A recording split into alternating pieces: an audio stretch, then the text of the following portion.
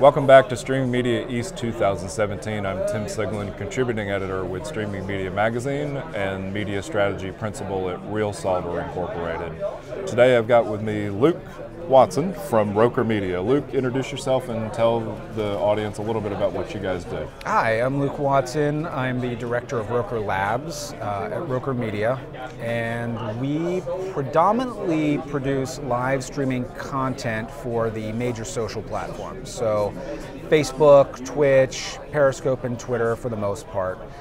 We like to bring sort of that old school, experienced media sensibility, understanding of what works in entertainment, what works with talent, to this new world of interactivity and social media. So I think we occupy this space between these converging worlds. It's certainly an interesting time to be there. And you mentioned Al Roker is the founder of the company. And Al Roker is the founder.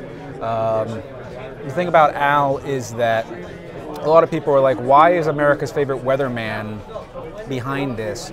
But if you think about the fact that Al, as a talent, goes live every day, that's his job, it starts to make sense. Because when this new wave of accessible live streaming video became available, when Meerkat launched, he recognized the value. Because he said, oh, this thing that I do, now it's available to everyone in some way, shape, or form. So for you all, is the focus live only or on-demand assets as well? We're not limited to that, but I think that the thing about live is that I think it has the most potential. Because I always say that an effective live stream doesn't have viewers, it has participants. And if you have people that have a vested interest in the content, in the show, they're participating, they're sharing, they are making it better. But also you can optimize in real time. So if a segment's running a little long or is not as interesting as you thought it might be, you can always adapt based on the viewer feedback, whether it's through their comments or their actions. Are they leaving the stream? And so we learn so much from live streaming video. We learn all the ins and outs of the platforms. And I think that ripples throughout. You know, the lines are blurring, whether you're talking about uploading video to these platforms or streaming it, or even OTT or the Netflix and Amazons of the world. You know, we're all so interconnected as viewers and creators, or increasingly so. So being at the forefront of this shift is really eye-opening, and I think that it is opening up new opportunities that are not just live. So let's talk about analytics, because clearly in the traditional broadcast world you have Nielsen, and everyone lives or dies by the Nielsen ratings. You've mentioned 6 different possible venues that your content goes to. There are hundreds or thousands of them. How do you deal with understanding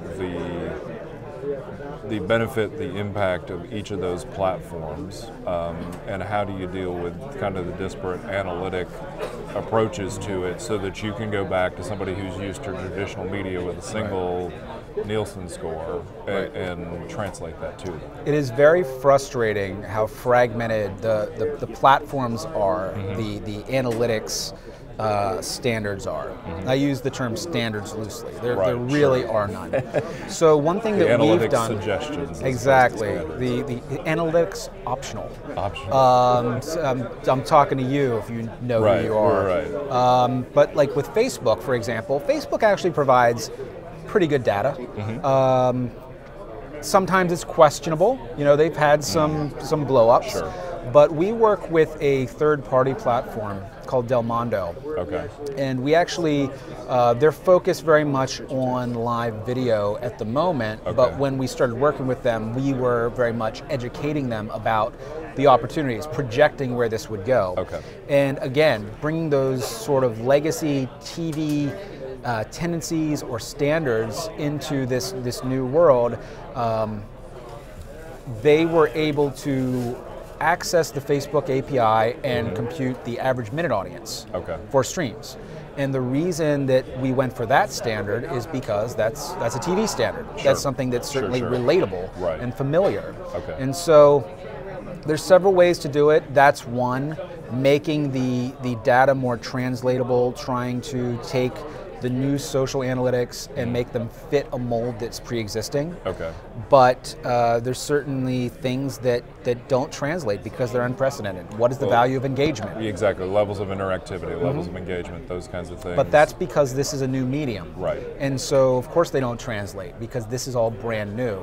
And we've seen, in the last 5 years, whenever, especially with Twitter, a lot of TV networks and those in the industry started to pay close attention to live tweeting. What is the buzz on Twitter? Sure. To sort of get a sense of the conversation that's going on outside of the show, outside of television, and recognizing the value of that. But now, if we're talking about these platforms converging, Facebook announcing their slate of original TV-like shows, it all happens in one place. Right. And the data is all going to be more interrelated and should be more accurate and useful as a result. So one final question on that. When you talk about the fact that, levels of engagement, levels of interactivity, is the assumption there that the number of viewers versus the number that are engaged or tweeting, that there is more value assigned to those particular people who are doing the interaction? How do you do I would like to think so. And how do you do a model to sort of do weighted averages? Well, whenever you talk about the value, that assumes that there's some kind of monetization, which is another huge X factor. Okay. So if we're talking about traditional TV, we know how that's monetized. And so when we're talking about what is the value of social video, live streaming video, Facebook video, Twitter video, it's a little harder to identify the monetary value because it's still the early days. They're experimenting, Facebook's experimenting with mid-roll. Will that take hold? Maybe, maybe not. I've been in the industry for 19 years and YouTube experimented with mid-roll a long time ago, and we see where it comes down. I guess what I'm wondering is passive viewing versus active, interactive. My thoughts on this, again, without being able to attach a dollar figure to prove it, and I think it's an easy thing to assume, an engaged viewer is a more valuable viewer. It's a viewer who's paying attention. It's a viewer who is being influenced by the content. And whether that means that they are, sometimes, especially in Facebook, you'll see a lot of very hateful comments, right? They're still engaged. They're still paying attention. They are still plugged in. And plugged in, absolutely. And by nature of this existing on a social platform, this is rippling across their networks, the people they're connected to. And so it is, I always say that it's like you have an audience of influencers.